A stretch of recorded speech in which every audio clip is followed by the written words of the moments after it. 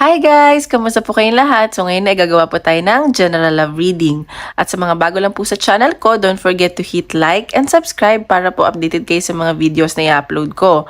At paalala lang po, hindi po lahat ay makaka-resonate. So take what resonate and leave what doesn't. At sa mga gusto magpa-private reading, message lang po ako sa Facebook, nasa description box below. At ipipin ko din po siya, okay? So ngayon, tingnan natin kaninong energy kayo makukuha natin ngayon. General love reading.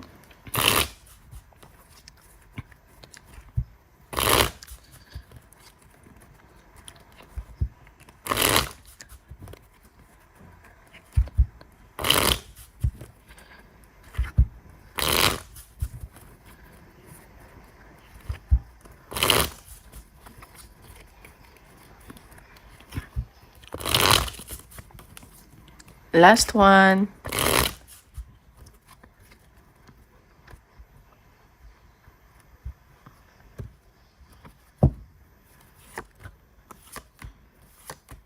Oh, okay. So, nakikita ko dito, itong person nyo, like, busy sa trabaho, or kayo yung busy trabaho. Parang, ano ba to? Siguro may, ano ba yan? May bago kayong nagugustuhan ngayon. Like, focus nyo kasi, pera, or kung may business kayo, alam mo yun. Kasi parang palago pa lang eh. Pero sa nakikita ko, may nagugustuhan kang bago, medyo conflict lang. Kasi, para itong tao na to, parang naguguluhan ka. Parang itong tao na to kasi, hindi masyado nakikipag-usap. At nasa malayo din to, ganyan. Ayan o, may pag-travel ako nakita. Magkikita ba kayo? Siguro bagong tao to. Parang may... Pero ikaw, pinipigilan mo eh. Ganon. Parang may, may bago ko nararamdaman. Bagong tao yung nakikita ko.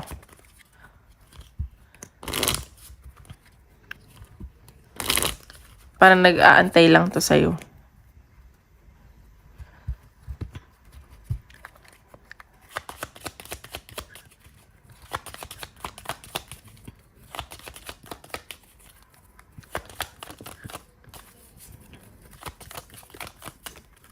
Okay, release. So, nakikita ko dito, may nire-release ka sa connection nyo, or nire-release mo yung negativity na feel mo, or parang healing stage ka, ganun. Parang baka nire-release mo na ex mo para makakita ka ng bago, kailangan mo nire-release yung ex mo para makapag-entertain ka ng bago. Ayan, so siguro nga, ayun, busy ka sa trabaho, nakikita ko na, kung or may business ka, ikaw yung nagmamanage, or kung nasa work ka man, ikaw yung mataas ang posisyon. Ayan. So, tingnan natin, energy ng person mo.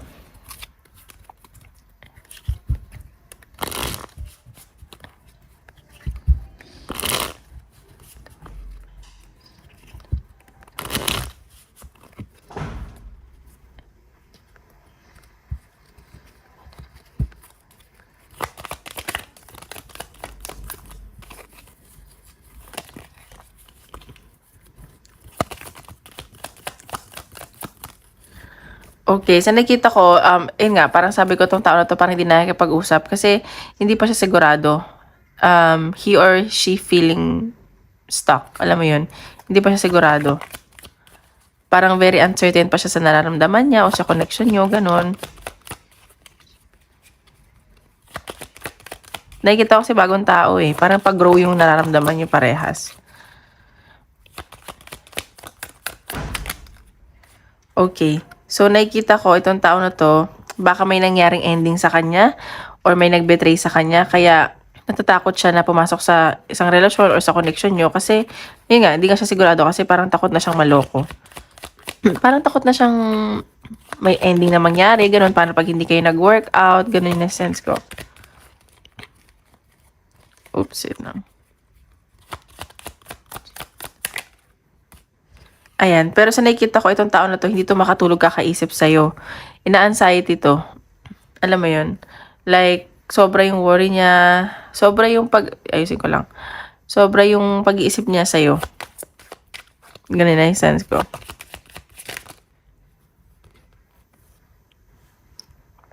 Ayan. So, nakikita ko to, may movement tong ginagawa. Baka, may relocation na nakikita. So, baka may pag-travel. Hindi ko alam kung siya or ikaw. At sa nakikita ko, parang gusto mo na niya mapag-isa ngayon. Gusto niya mag-isip-isip. Ano ba to? Sa dagat ba to? Ay, Ayan, so nakikita ko na mag-offer to sa'yo. Namimiss ka nitong taong to. Ano ba to? From the past na ba to? Kakalify natin. Or kababata mo, ganyan. Namimiss ka niyan. Ace of Pentacles. So, ayan, parang may gusto siyang, ano ba yun? Nabulol ako. Parang may gusto siyang maging new beginning sa inyo. Sa nakikita ko may success na paparating. Like, kung maging kayo committed tong taong to. Pero sa nakikita ko, busy din siya sa trabaho niya. Alam mo, hindi siya makapag-focus. Knight of Cups. So, ayan. Nakikita ko naman na mahal ka niya. May feelings to sa'yo. Medyo nakukonfuse pa lang siguro siya. Kasi parang siguro pa iba-iba yung nararamdaman niya. Ganon.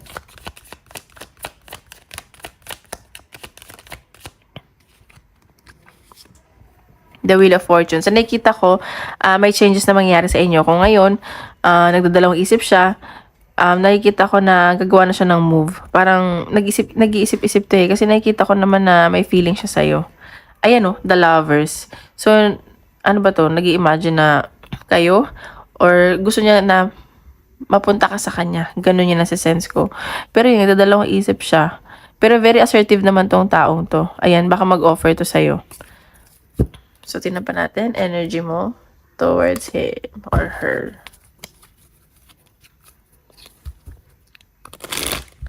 Parang nagiging bata siya nung nakilala ka niya, ganun.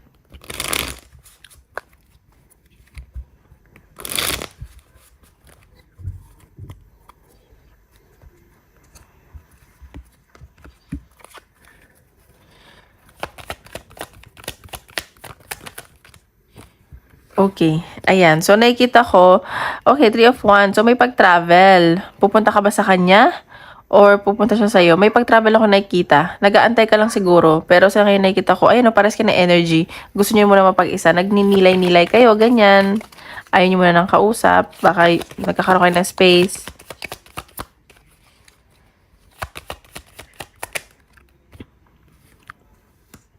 Ayan, so ikaw, naguguluhan ka din sa nararamdaman mo.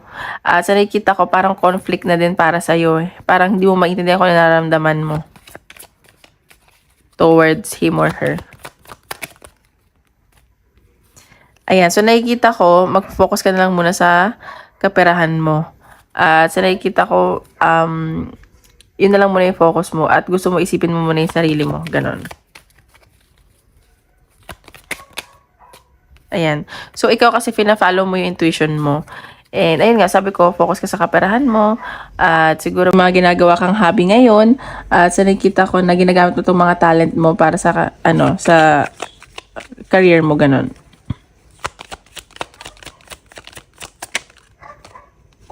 Ayan. So, iniisip mo dito yung worth mo. At, ayun, may pag-travel talaga. May pag-aantay ako nakikita. Ikaw ba nag-aantay o nag-aantayan kayong dalawa?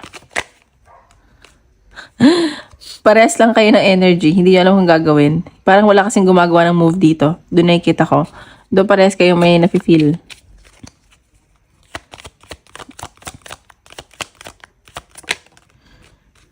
See? Fulfillment. So, nakikita ko dito para sa'yo, na-fulfill niya yung yung kunwari yung araw mo, ganyan, may partnership ako nakikita, like, on the same page kayo lagi, pero wala pa kasing aminan na nangyayari. Like, friends pa lang siguro kayo nitong taong to.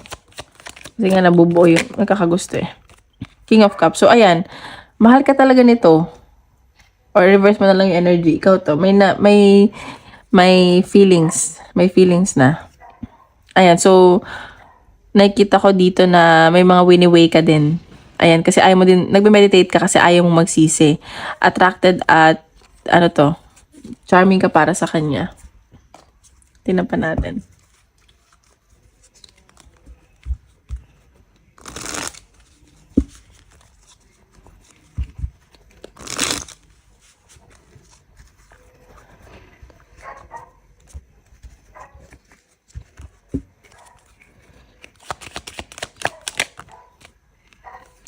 Okay, so baka tumawag tong taong to? Or baka nag-aantay ka ng tawag nila? Or ikaw yung tatawag kasi call hearing from them. Ayan, so baka nag-aantay ka?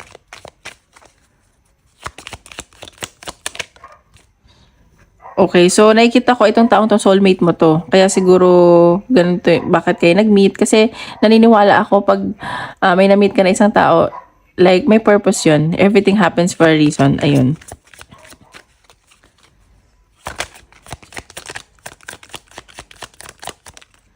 Travel, ayun, oh, may travel talaga. So baka nga magkita kayo or pupuntahan ka niya, pupuntahan mo siya. So baka may experience kayong bagong mga bagong bagay. At sa nakikita ko na, ayun, ingat ka lang. Compromise. So, kung gusto nyo may nangyari dito, matuto kayo mag-compromise. Ayan. So, para hindi ka na daw masaktan. Unexpected. So, nakikita ko naman na magiging peaceful yung relationship nyo kung magiging kayo. Yan ba natin?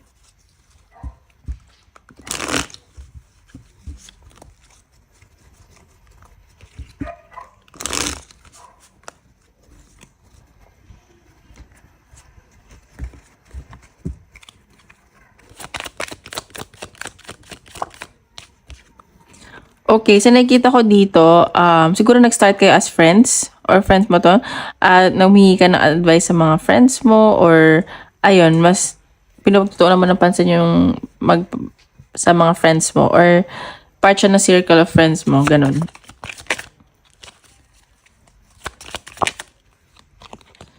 Ayan, sa nakikita ko dito, ayan, nasasatisfy ka nitong taong to eh. Parehas kayo, nasasatisfy niyo isa't isa. Komportable kayo sa isa't isa. Alam mo yun. Ayan. Labas natin to. Okay, so nakikita ko dito, magpo-focus kayo sa goal ninyo. May mga expectation kayo dito. Siguro, ay, may pag-travel talaga destination. Nag-iisip na kayo parehas. So nakikita ko may ka na advice, baka nakakausap mo to. At parang mentor mo siya, ganun. So, ayun yun na yung sense ko. So, tingnan pa natin advice ni Universe. It comes with time and practice. So, ayan, maging confident ka lang. So, kung nag-aantay ka sa taong to or nag-aantayan kayo, it comes with time and practice. So, maging confident ka lang daw sa sarili mo. Okay? So, ngayon pa tayo sa career. Okay guys, don't forget to hit like and subscribe po para updated kayo sa mga videos na i-upload ko.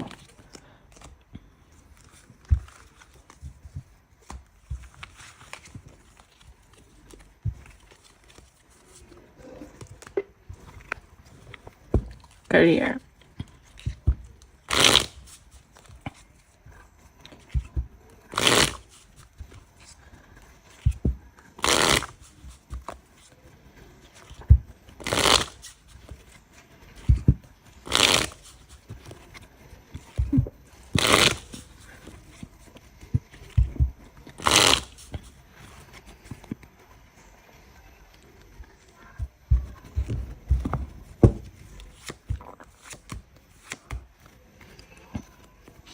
Okay, ano ba yan? Ang negative naman ang energy ngayon. Sa career, siguro sobrang nai-stress ka na sa career mo.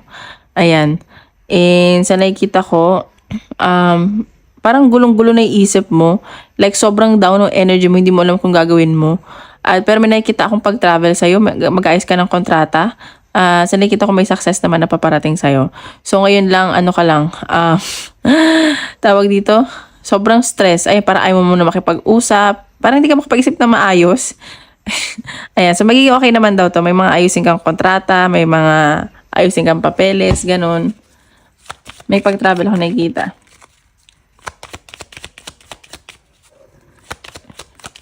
May isang tao nag-iisip sa'yo. Ayan, rescue. So, parang hindi mo na lang gagawin mo. Parang gusto mo na lang tulungan. Humihingi ka na ng tulong ibang tao kasi pati ikaw di mo na alam kung gagawin mo sa sarili mo. Ayan, sanctuary. So, kailangan mo na siguro mag-meditate. And, kailangan mo ng support ng family mo. Or may iniisip ka ditong family. Ganyan. Or baka yung career na iniisip mo ay parang pamilya mo na. Ayan. So, may need ka lang baguhin. Trust your instincts daw. Okay, so tingnan natin sa career. Ingat lang baka yung mga nagkakasakit na dito. Sobrang sipag.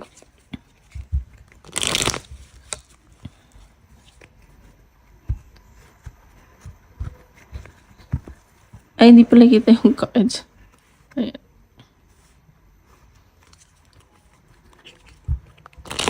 Oops.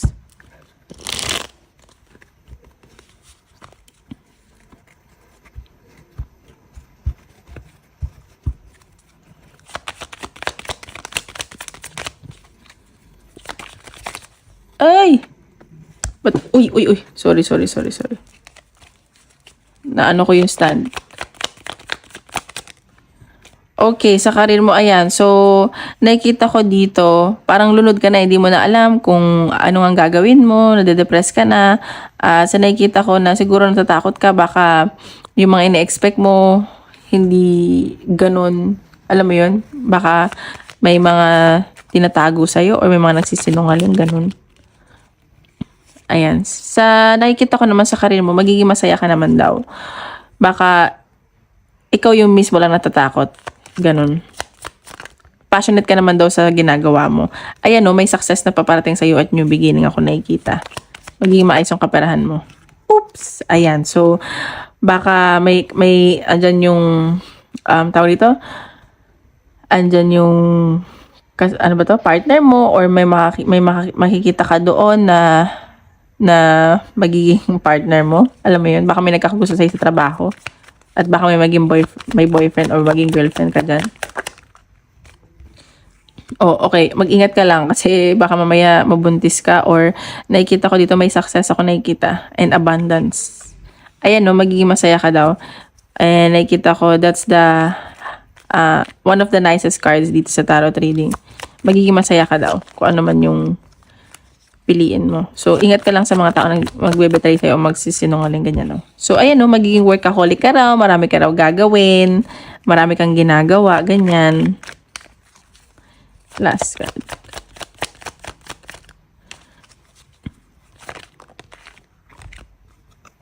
Ayan. So, baka lang masaktan ka or may makasakit sa'yo dyan. So, mag-ingat ka lang, baka mapagod ka, ganun. Pero nakita ko naman na kahit naman nasasaktan ka, confident ka pa rin naman. May Wheel of Fortune ako nakikita, ayan. So, magiging invested ka pa rin naman. Ayan. So, you will always follow your intuition.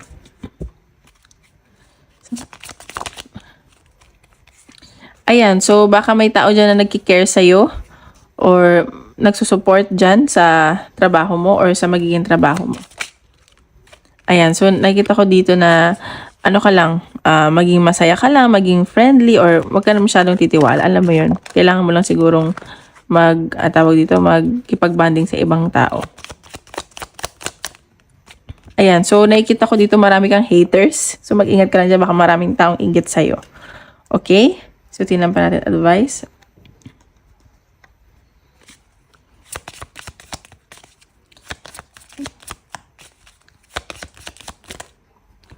Navigating by the stars, follow your bliss. So, ayan o. I-follow mo daw kung ano yung magkakaroon ka ng peace of mind or makakapagpasaya sa'yo. Support is all around you. Kasi marami naman daw nagsusuporta sa'yo. Ayan, mga fellow travelers, baka mga katrabaho mo to, baka magta-travel ka. Ayan, trust that there's a divine plan. So, ayun. Divinely guided ka naman daw sa nakikita ko. Okay, ngayon, isip ka ng question. Tinatin anong sagot ni universe.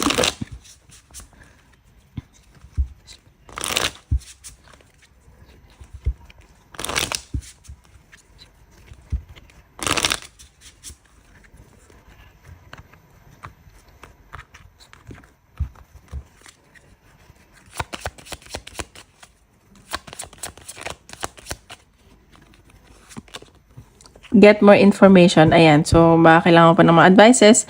And you should communicate clearly daw. Perfect timing. Helpful people. Maraming gustong tumulong sa'yo. So, ayun lang guys. Maraming salamat. At tomorrow ulit. Have a good night.